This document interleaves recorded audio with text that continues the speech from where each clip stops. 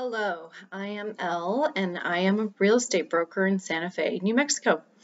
Today, I wanted to talk to you guys a little bit about one of the traditional building materials that we have here in Santa Fe, Adobe. So sometimes we run into traditional Adobe homes, but we're also seeing a resurgence in this actual building material.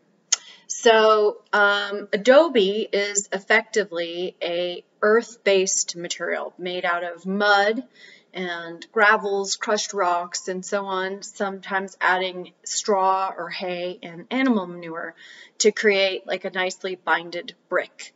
It is one of the oldest building materials in the world. In fact, it's one of the first materials that we're aware of going back as far as the 8th century BC. Adobe, though, is known as a Spanish word. They believe the origins of that word come from an Arabic word meaning brick. Adobe is a structure that we find in even some of the Native American buildings from thousands of years ago that you can actually come and visit some of the parks and some of the amazing pueblos around here made from those materials. So it's important to kind of know, though, Adobe isn't the best material based on your environment. So Southwest, Arabia, parts of Africa, arid environments without a lot of rainfall and humidity tend to be good, not because they're going to wash away, but because of the swelling and the stresses of a more humid and wet environment. So with that in mind, we're going to focus on the American Southwest. So if you want to build from Adobe, the typical way to go about it is to make your bricks. So again, taking your mud mixture, then you put it into a wooden form and you level that by hand. They can be made in any size or shape, but they're typically just stackable bricks. They are then taken out of the forms and laid in out in the sun where they're left to dry for several days, and then they're kind of turned on their edges and they're left for several weeks. So it's a long drying process for these bricks.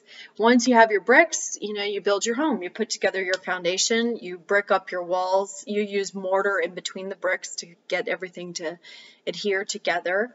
And your walls are typically very, very thick when they're made from Adobe, somewhere between 10 inches to 2 feet. It really ranges in what people want, especially some of the older homes that exist today. That creates a really nice thermal mass and insulative factor. Once you've built up your walls, they'll use a coating. So they often put 4 typical types of plaster. You can use a mud plaster, which is basically the same kind of elements as the bricks themselves. You could use a lime plaster, so that is a little bit harder, but it could be a little easier to crack. Or a whitewash plaster, which is basically like a ground gypsum. And one of the more popular options is a stucco, which is basically a cement material that it itself doesn't bind to the bricks. You have to use a wire mesh, and then it will adhere to the mesh and create a nice coating for the Adobe. I just want to point out a few of the positives of building with Adobe. It's renewable, it's local, it's healthy, there's no off-gassing or chemicals. It saves energy. It has, again, that nice thermal mass and insulative factor. It's easy. In fact, some people can kind of do it themselves.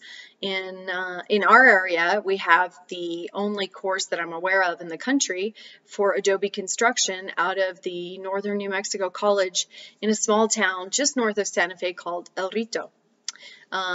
And just again, I would reiterate that it's durable. I mean, Adobe structures have lasted for centuries and even thousands of years in some cases. It just needs to be maintained, as with anything, really.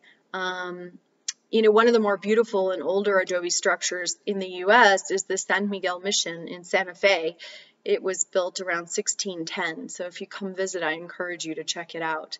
I'll link in the notes to a nice sort of article from the New Mexico Geological Society on Adobe, and that is a building material. Although it's dated, the information is still helpful if you'd like to read it. So I hope you guys have a really wonderful day and that this was a helpful little tidbit.